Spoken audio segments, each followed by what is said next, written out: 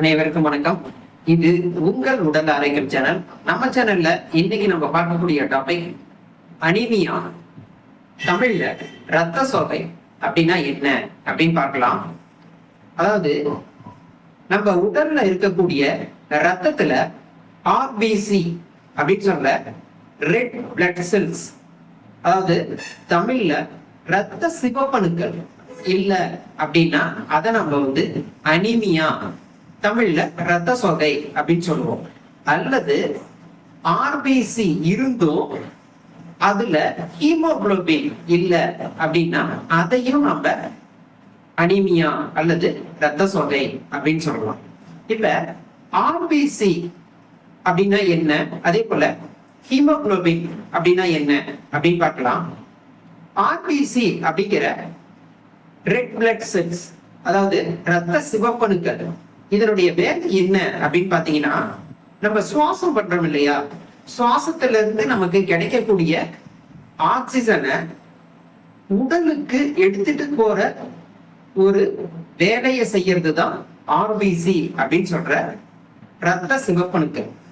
அதே போல ரத்தத்துல இருக்கக்கூடிய காற்று கழிவான கார்பன் டை ஆக்சைடு, அந்த கழிவை மீண்டும் நுரையீரலுக்கு எடுத்துட்டு போற வேலையும் இந்த ஆர்பிசி தான் பண்ணுது. இந்த ஆர்பிசிக்குள்ள இருக்கக்கூடிய ஒரு புரதம், இன்னும் குறிப்பா சொல்லணும்னா இரும்பு சத்து கொண்ட ஒரு புரதம், அதுதான் ஹீமோகுளோபின் அப்படின்னு சொல்றோம். இந்த ஹீமோகுளோபின் அதனுடைய வேலை என்ன அப்படின்னு பார்த்தோம்னா, நுரையீரல்ல இருந்து கிடைக்கக்கூடிய ஆக்சிஜனை ஆர்பிசிக்குள்ள அதை ஈர்த்து வச்சுக்கிற வேலையை பார்ப்பதுதான் இந்த ஹீமோகுளோபினுடைய வேலை. இந்த ஹீமோகுளோபின் என்ன பண்ணும் அப்படின்னு பாத்தீங்கன்னா, ரத்தம் பாடி ஃபுல்லா சர்க்குலேட் ஆகிட்டே இருக்கும். நம்ம உடல்ல இருக்கக்கூடிய செல்களுக்கு இந்த ஹீமோகுளோபின் தான் ஆக்சிஜனை சப்ளை பண்ணுது. சோ ஒரு உடல்ல ஆர்பிசி அப்படிங்கிற ரெட் பிளட் செல் அப்படின்னு சொல்ற ரத்த சிவப்பணுக்கள் கம்மியா இருந்தாலும் அதை நாம ரத்த சோகை அல்லது அனீமியா அப்படின்னு சொல்லுவோம். ஆர்பிசி போதுமான அளவு இருந்தும் ஹீமோகுளோபின் அளவு கம்மியா இருந்தாலுமே அதையும் நம்ம ரத்த சோகை அல்லது அனீமியா அப்படின்னு சொல்லுவோம். இந்த ஆர்பிசி அல்லது ஹீமோகுளோபின் கம்மியா இருக்கு அப்படின்னா உடல்ல பொதுவான அறிகுறிகள் என்னென்ன தோன்றும் அப்படின்னு பாத்தீங்கன்னா, ஒரு சிலருக்கு பாத்தீங்கன்னா தலை சுற்றல் ஏற்படும், தலை அப்படியே ஒரு மாதிரி கிறுகிறுப்பா இருக்கும். அதே போல ஒரு சிலருக்கு மூச்சு திணறல் ஏற்படும், அதாவது பிரீத் பண்ணும்போது அங்க ஒரு தடுமாற்றம் ஏற்படும். அதே போல ஒரு சிலருக்கு பாத்தீங்கன்னா முகம் மட்டும் வெளிரி போய் அப்படியே ஒரு மாதிரி வெண்மையா வெளுத்து போயிருக்கு அப்படின்னு நம்ம சொல்லுவோம் இல்லையா, சோ அது மாதிரி தோன்றும். ஒரு சிலருக்கு பாத்தீங்கன்னா இதயத்தினுடைய துடிப்பு கொஞ்சம் வேகமா இருக்கும். அதே போல ஒரு சிலருக்கு கையோ காலோ பாத்தீங்கன்னா ரொம்ப குளிர்மையம், அதாவது சில்லுன்னு இருக்கும்.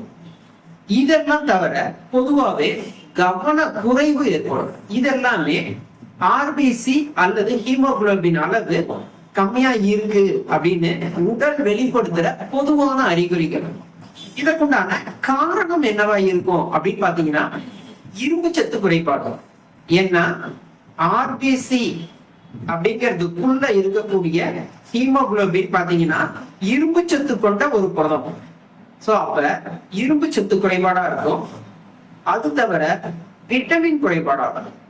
விட்டமின் குறிப்பா B12 குறைபாடா இருக்கும்.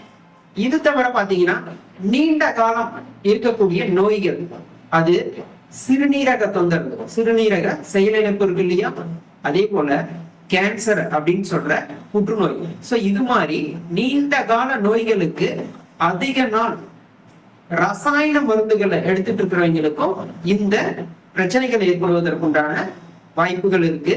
இது தவிர மரபியல் ரீதியான குறைபாடு, சோ பிறவியிலேயே ஏற்படக்கூடிய குறைபாடுனாலையும் இந்த தொந்தரவு ஏற்படலாம்.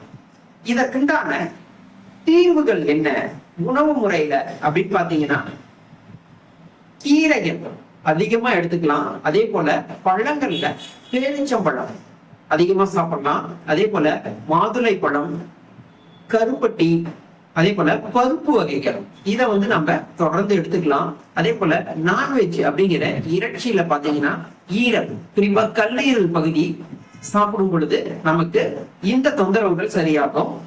இது தவிர விட்டமின் சி உள்ள பழங்களை எடுத்துட்டா உடனடியா நிவாரணம் கிடைக்கும்.